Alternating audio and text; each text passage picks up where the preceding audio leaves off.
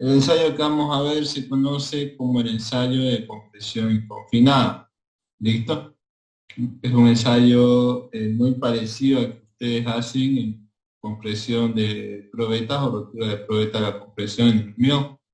Básicamente es la misma función, solo que aquí se mide la deformación producida durante el ensayo. Si bien en hormigones también pueden hacer lo mismo para determinar el módulo elástico del hormigón, difícilmente va a haber un laboratorio que cuente con el equipo para poder determinar, hacer esa medición de la deformación de los, ¿ya? En los suelos es más fácil. Las deformaciones, especialmente en las arcillas, son bastante elevadas, entonces se puede tomar un registro adecuado de la deformación. El ensayo de compresión inconfinada o no confinada, ¿ya? Es un ensayo de compresión inercial, compresión simple al 100%, y es muy importante en la mecánica del suelo ya que nos permite obtener un valor de carga última del suelo, el cual es muy cercano a si hiciéramos una prueba sin consolidar y sin drenar en un corte triaxial, ¿ya? Es por eso de que este ensayo se toma en cuenta como un informe geotécnico. Si ustedes hicieran una prueba sin consolidar y sin drenar en triaxial, el valor va a ser bastante cerca al valor que les da la prueba de compresión inconfinada.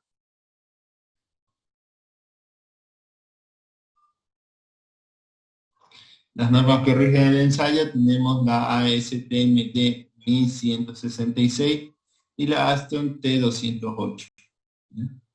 El ensayo es bastante importante, como dijimos, ya que nos permite obtener el valor de la carga última del suelo, suelos arcillosos o suelos cohesivos especialmente. No se puede formar una probeta sin confinamiento de un suelo arenoso. Obviamente que si la llegaran a formar por algún motivo, ya si tuviera gran cantidad o contenido de fino, ustedes al momento de aplicar carga, eso se va a desmoronar. Entonces nosotros con el ensayo de compresión inconfinada, al igual que los otros ensayos que hemos visto anteriormente, podemos hallar tanto la resistencia de corte,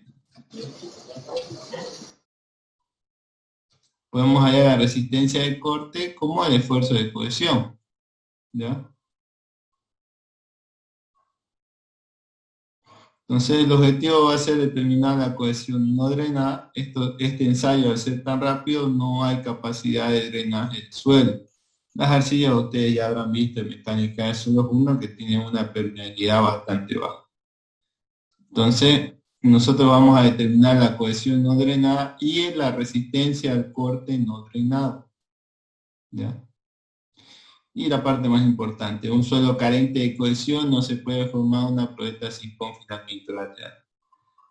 Sucede muchas veces que cuando uno está haciendo SPT, sale bonita la muestra ahí en la tubería.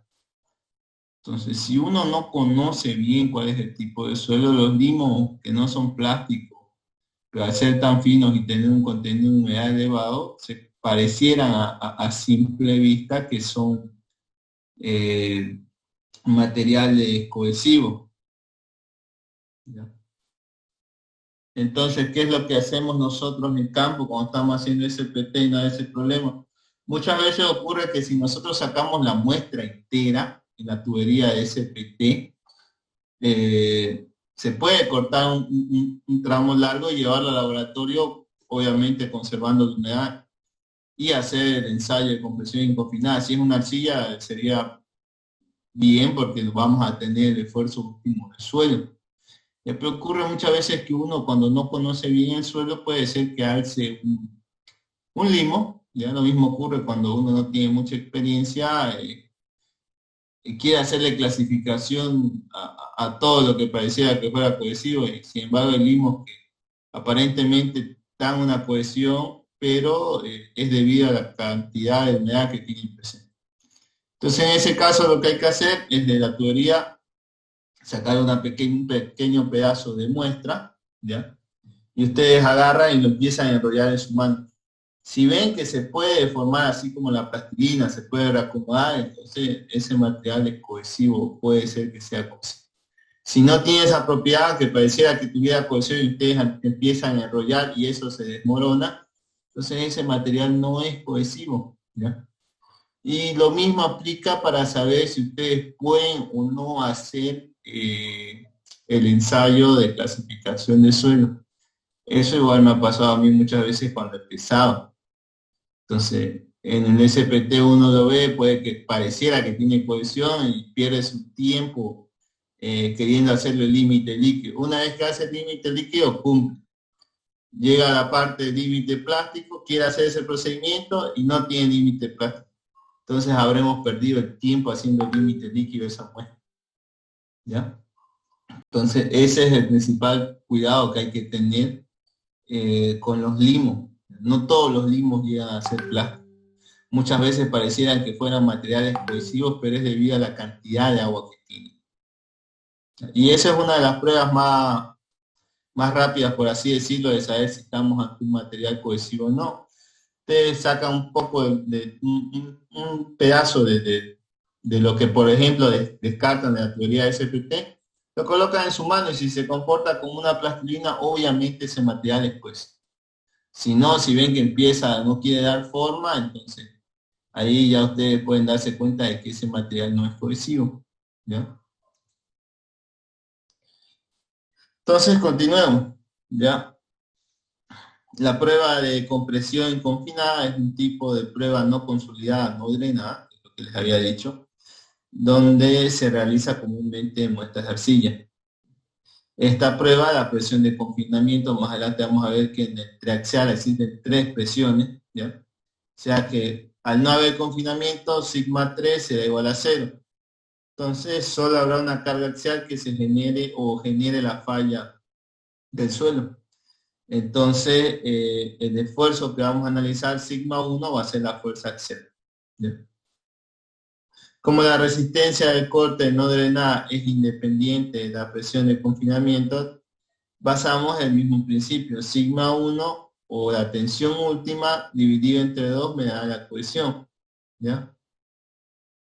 No se puede decir de que es el mismo principio de asumir un ángulo de fricción cero, ¿ya? Pero lo que podemos decir, lo vamos a ver una pizarra,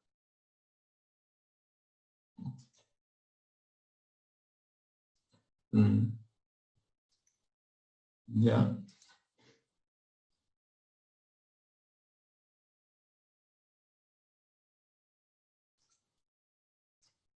Nosotros vamos a tener lo que siempre tenemos, que es esfuerzo de corte versus esfuerzo normal, ¿ya? Entonces vamos con color.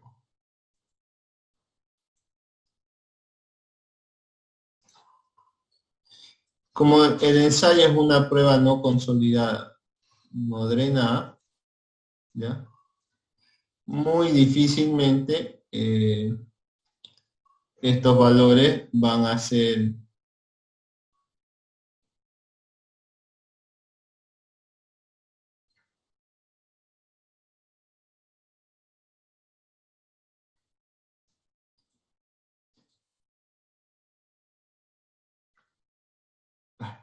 vamos a dibujar otro.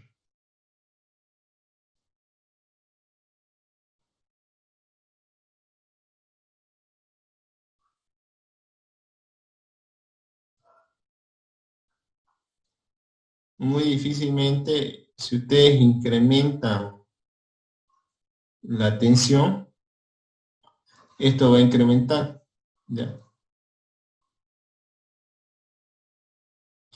En materiales cuyo ángulo o arcillas cuyos ángulos de fricción tiendan a tener un valor más alto, entonces se va perdiendo la propiedad de poder, perdón, se va perdiendo esa facilidad de poder hacer ensayo, ¿ya?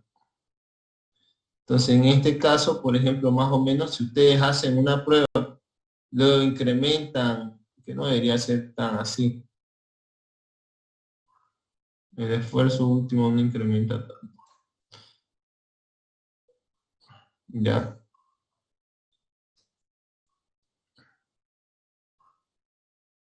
Ya son las tres pruebas que hace. Esta sería, en realidad tendrían que venir las tres desde el punto cero, no es un ensayo triaxial. ¿Ya? ¿Qué sucede en los ensayos triaxiales? En los ensayos triaxiales, el eje de las X se llama esfuerzo normal y el eje de las Y es el esfuerzo de corte. ¿Ya? En el ensayo triaxial, si ustedes no tienen presión de confinamiento, entonces el esfuerzo sigma 3 es cero, o sea, parte desde el origen. Si ustedes tuvieran presión de confinamiento, entonces su esfuerzo inicial va a ser la presión de confinamiento. ¿Ya? Por ejemplo, aquí digamos que fueran 20 kilogramos, 2 kilogramos sobre centímetro cuadrado. Entonces ese es su punto de partida. ¿Ya? O para el azul, por ejemplo, podríamos decir que es 0,5. Entonces, desde aquí hasta donde inicia la circunferencia, eso es la presión de confinamiento. ¿Ya? En este caso, como son suelos sin confinar, entonces todo, si yo hago pruebas, se verían así. Si hago varias pruebas de, de el ensayo perdón, el ensayo de compresión inconfinada. ¿Ya? Y como yo no estoy considerando el esfuerzo de compresión, entonces estos valores tienden a ser muy parecidos a cargo. ¿Ya? Entonces no habrá, el ángulo de fricción tendrá a ser siempre igual a cero. ¿Ya? En los otros ensayos nosotros asumíamos. ¿Ya? En esto tienden a ser siempre igual a cero. Porque la carga última yo la puedo incrementar o hacer que aumente en función a la velocidad del ensayo, pero el incremento es bastante mínimo. O sea que si yo hiciera otra prueba más rápida, entonces el incremento al ser bastante mínimo va a ser cuando haga 3 o 4 pruebas, entonces esta línea va a tender a ser recta. ¿Ya? Entonces aquí no se podría decir que se asume un ángulo de fricción igual a cero, pero no es del todo cierto si ustedes hacen varias pruebas. ¿Ya? Como no es una muestra consolidada y tampoco estamos drenándola, porque la condición de drenaje hace que cambie bastante la resistencia a una arcilla. Ese es un punto muy importante. Cuando ustedes estudien estabilidad de taludes, si les toca trabajar haciendo estabilidad de taludes, tienen que tener consideración sobre cómo se va a comportar la masa del suelo. No es lo mismo en una arcilla o en una arena, varía casi mínimo la variación. En una arcilla no, el drenaje es un factor importante a la hora de determinar la resistencia. Y si ustedes no consideran un material drenado o lo consideran no drenado y en realidad drena, puede haber una falla en la inestabilidad o una inestabilidad del talud y ahí es grave la cosa. Pero no estamos desviando mucho del tema. Entonces, vamos con la pantalla. Estábamos en eso. Entonces, aquí ustedes cuando la prueba de compresión simple no consolidada, no drenada, una variación de una prueba triaxial, entonces la carga última va a terminar siendo dividida entre dos igual al esfuerzo de cohesión y como el ángulo de fricción es casi cero, va a ser igual al esfuerzo de corte. ¿Ya? Como les dije, por más que ustedes lo hicieran un poco más rápido el ensayo se puede medir controlando deformación o controlando carga. Si lo hicieran controlando, controlando deformación y controlando carga, y además hay un rango de velocidad. Si ustedes aplican el valor mínimo de velocidad, luego aplican un valor medio y luego un valor final, la variación de resistencia es casi nada. Entonces, si ustedes hacen diagramas de círculo de Moore, entonces van a ser todos iguales. Si son todos iguales, el ángulo de fricción va a ser cero. Por eso es que la carga última dividida entre 2 me da igual al valor de la cohesión. ¿Ya? O el esfuerzo del corte.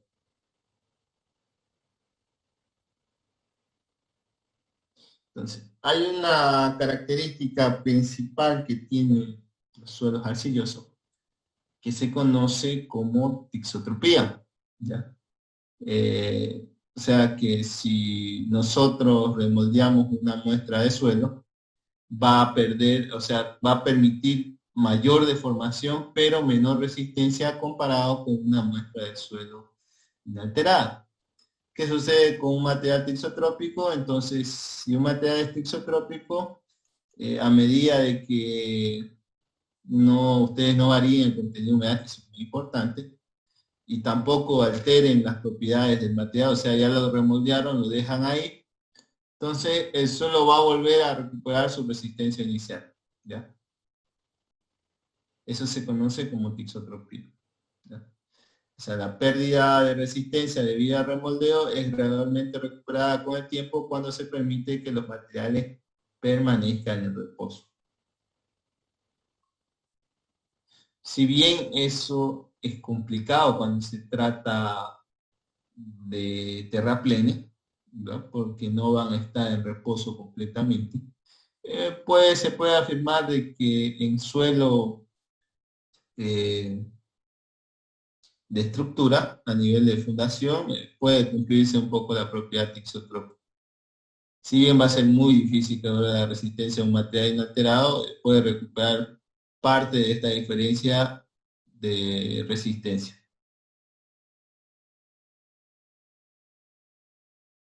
No, la cohesión es la acción y el efecto de adherir o reunir las partículas, ¿ya? Y la cohesión es la máxima resistencia de un suelo a la tensión, ¿ya? ¿De qué depende la cohesión o de qué nace la cohesión? ¿Por qué las arcillas tienen cohesión? La cohesión resulta de una compleja interacción de muchos factores como la adherencia coloidal de la superficie de las partículas, la tensión capilar de la película del agua y la atracción electrostática entre las superficies cargadas. Y además las condiciones de drenaje y el historial de fuerza. Condiciones de drenaje, ahí está, vamos a hablar de si ustedes consideran de que un material trabaja como drenado o no drenado en el transcurso del tiempo, entonces va a variar su resistencia. Varía la resistencia, varía la tensión. Si ustedes consideran consolidado, a eso se refiere con historial de fuerza, también va a variar su propiedad. ¿Ya? Entonces, hay que tener bastante cuidado a la hora de elegir en qué condición va a trabajar una arcilla. Y bueno, la compresibilidad es una propiedad que define las características de esfuerzo y deformación de un suelo, ¿ya? Ahora vamos a los tres tipos de fallas que hay o que se presentan en el ensayo de compresión combinada. La más común ver es la falla frágil, ¿ya? O la falla del corte, que presenta una rotura de extremo a extremo, hay un ángulo de falla alrededor de toda la probeta, ¿ya? Luego está la falla parcial del corte, ¿ya? Que pareciera que se empieza a achatar la probeta y además se forman como unas costillas que no llegan a interceptarse de extremo a extremo de la probeta. Y la falla plástica o de barril que no muestra ninguna presencia de un ángulo de corte, pero debido a que la deformación que se genera es excesiva, ¿ya? Entonces se determina de que mucha deformación, como le dije, no es conveniente. Peor si hablamos de, de un suelo de fundación, me va a generar esfuerzos internos en la estructura, entonces la falla plástica no produce ninguna de estas cizallas o cortes, pero al ser la deformación tan excesiva, entonces ya se considera acá fallado. En este ensayo lo que se puede usar serán tanto suelos cohesivos en condiciones inalteradas, como también se lo puede preparar o verificar la resistencia al corte o la cohesión de probeta compactada con humedad óptima y densidad óptima. Eso en el caso cuando se analiza suelos de carretera, ¿ya? Ahora lo que se hace acá, al igual que cualquier tipo de arcilla, es extraer muestra inalterada con tubería Shell. Los equipos que se utilizan en el ensayo tendremos el aparato de compresión conformado por una prensa para la rotura de las probetas. Debe ser que la velocidad pueda ser controlada ya sea manual o mecánicamente, ¿no? un extractor de muestra para poder sacar los corazones de la muestra del suelo, ¿ya? Moldes en el caso de que vayan a hacer a un proctor, que le determinen cuánto es la resistencia o la compresión inconfinada, aparatos para determinar la humedad, un cronómetro, un calibrador, ¿ya? Con precisión de 0.1 milímetro, balanza y un horno capaz de mantener la temperatura a 70 más menos 5 grados. Por lo general, los hornos de suelo no deben estar o no se debe meter material de hormigón a los hornos de suelo, ¿ya?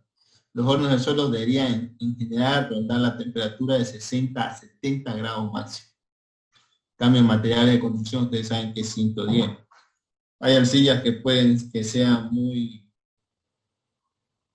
tengan una variación volumétrica muy grande o puede perder la propiedad de la arcilla, empiezan a calcinarse, entonces no es conveniente de que, o es más recomendable que las muestras de hormigón estén separadas de las muestras de suelo, ¿ya? Eso es en caso de les toca trabajar en un laboratorio. Bueno, en carretera no hay un laboratorio para cada área. Es un solo laboratorio donde se puede hacer los tres laboratorios, tanto hormigones, suelos de asfalto, pero habrá un horno diferente para cada especialidad. Entonces ahí tenemos el equipo para preparar o tallar muestra en el caso de que ustedes extraigan la muestra o hagan un ensayo, o quieran hacer un ensayo de compresión inconfinada a una muestra preparada en molde de Proctor, ¿ya? Este es el equipo convencional para hacer la prueba de compresión, ¿ya? Un plato superior e inferior, si quieren pueden colocar antes de colocar la muestra en los platos, colocar piedras porosas. No es necesario, ¿ya? Lo hace más que todo por estética. Las piedras porosas no tendrían sentido si no se mide o no se considera drenaje. La fuerza axial, ¿ya? La probeta de suelo, obviamente, en este caso es un equipo más moderno, entonces tendrá un medidor de desplazamiento LVDT, ¿ya? Y bueno, aquí ustedes, como es un equipo automático, pueden controlar la velocidad del ensayo directamente, registran qué velocidad va a ser y empieza el equipo. Preparación de las muestras, en el caso de probetas inalteradas, ustedes tienen que sacar muestras de tubería Shell, entonces hay que tener bastante cuidado para que no pierda humedad en transporte desde el lugar de la obra hasta el laboratorio. Por lo general, como les dije, en consolidación, ustedes la tubería Shell y descartan los extremos, ¿ya? Y ya con lo que haya en los medios, una pequeña porción, si la tubería tiene unos 40 centímetros de longitud, 5 y 5 de los extremos por demás, ¿ya? Se quedan con los otros 30 centímetros para trabajar. Ahora, lo ideal sería que tengamos una cámara húmeda. En el laboratorio hay una cámara húmeda, lo malo es que no sirve desde hace años. Entonces, ¿qué pasa? Ahí ustedes, por ejemplo, van a hacer 3 muestras en el ensayo de compresión inconfinada, ¿ya? Y no las van a dejar intemperie, esas muestras van a ir perdiendo humedad.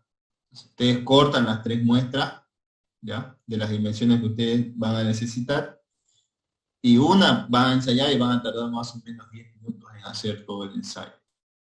Entonces las otras dos, lo ideal sería que estén en una cámara húmeda para que no pierdan humedad.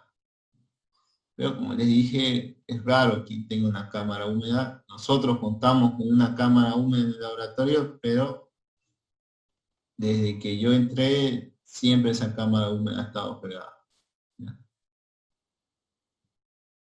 En el caso de probetas remoldeadas no hay mucho que aclarar. Ustedes hacen un molde de Proctor, van cortando una sección del molde, por lo general la del centro. Como va a salirles una sección más o menos cuadrada, lo colocan aquí y empiezan a tallar. Bastante sencillo. ¿Ya?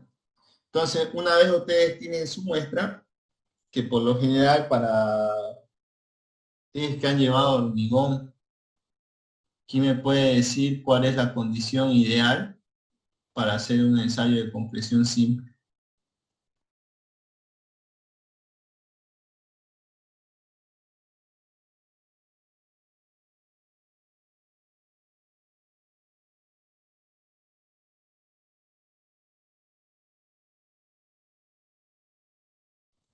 ¿Ninguno?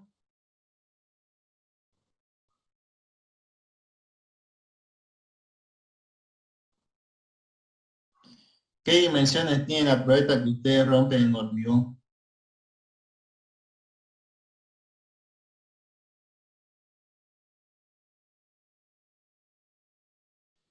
Diámetro 15 y altura 30 centímetros. Ya, entonces, ¿qué quiere decir eso? ¿Cuál es la condición ideal para hacer compresión simple?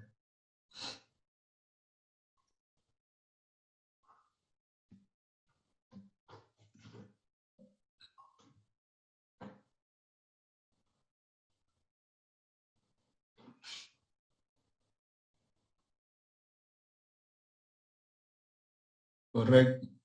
Uno dice hasta 2,5, pero no. Ya ahí ya entra un factor desde el texto, hay que calcular un valor más. Lo mismo pasa si es menos, ¿ya? No sé si en hormigón ustedes ven esa parte en tecnología, pero hay factores de corrección cuando la altura no es 2 veces el diámetro. Entonces, eh, pasa lo mismo aquí. Para que la compresión simple sea al 100%, la altura tiene que ser 2 veces el diámetro. Hasta 2,5 dicen. En hormigón no. En hormigón sí o sí se tiene que cumplir. Hay una tabla de corrección en caso de que usted a veces se presenta, ¿no? Que no apretan bien la probeta. Entonces el diámetro termina siendo 15,30, 15,5 y la altura como eh, se disminuye por la cantidad de agua, a veces termina en 29 inclusive. Entonces ahí se aplica un factor de corrección. ¿Ya? En el caso del suelo, si no me equivoco, el ingeniero igual recomienda de 2 a 2,5 veces la altura igual al diámetro. O sea, diámetro 5, si fue el diámetro fuera 5 centímetros, su altura de su probeta para hacer este ensayo tendría que ser de 10 a 12 centímetros. Yo recomiendo que siempre sea 2, ¿ya? Si su diámetro es de 4, la altura va a ser de 8, si es de 3,75, de 7,5. ¿Ya? Lo más recomendable. Entonces, continuamos. Una vez que ustedes hayan hecho eso, ¿ya?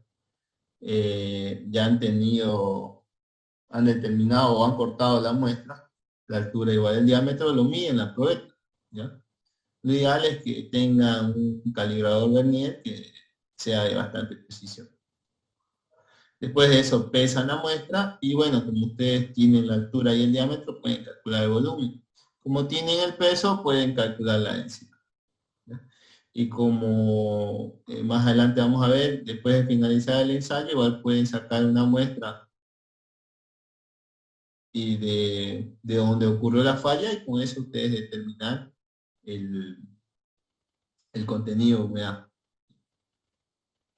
Entonces lo que se hace, se coloca la probeta en la prensa, de manera que quede perfectamente centrada, se acciona el dispositivo de avance, ¿ya? De manera de que primero se aplique una precarga para hacer contacto, ¿ya? No se puede colocar de manera correcta, o sea, ustedes lo colocan y ya empiezan el ensayo. Se hace como una precarga que ustedes una vez ven que empieza a sentirse carga, entonces si están con un equipo automático, lo frenan. Y si están con un equipo manual, ustedes lo están ajustando lo que sube la prensa, entonces paran de hacer. ¿Ya? Eso por lo general es una carga de 2 kilos, 2,5 kilos. Entonces, una vez ven que empieza a aplicarse recién carga ahí en el lecturador, entonces ustedes recién ahí colocan, si es un equipo automático, le dan otra vez iniciar y va a partir de cero. Si es una prensa manual, entonces su deformímetro lo acomodan otra vez en el punto cero. Y ahí recién empiezan a controlar la carga y la deformación. Tenemos el procedimiento, medimos la altura, el diámetro, pesamos la probeta. La relación altura sobre diámetro debe ser de 2 a 2,5. Entonces puede haber dos maneras de hacer, de medir los datos en el ensayo. Uno en el caso de la deformación controlada y otro en el caso del esfuerzo controlado. En ambos ensayos, la velocidad de deformación axial debe ser de 0,5% a 2% por minuto. Supongamos una probeta de 5 centímetros de diámetro y 10 centímetros de altura. ¿Ya? Eso me quiere decir que la velocidad de deformación podrá ser de 0,5 milímetros a 2 milímetros por minuto. Entonces ustedes regulan que una velocidad de que se pueda controlar entre ese rango, ¿ya? Y ustedes tienen que registrar el momento en que sucede la falla. La falla va a ocurrir cuando ustedes siguen aplicando carga y el lecturador de carga, en vez de incrementar, empieza a disminuir, ¿ya? O si la deformación axial supera el 20%, automáticamente se detiene el ensayo, porque ya es excesiva la deformación. Entonces se para el ensayo si sobrepasa el 20%. Se registra el tipo de ruptura, el tipo de falla, que es lo que vimos aquí, ¿ya? Identifican qué tipo de falla es. Y de la parte de la probeta donde se ha producido la rotura, se toma una pequeña muestra y se determina el contenido de humedad, ¿ya? Entonces, antes de continuar, se va a acabar la sesión, vuelven a entrar.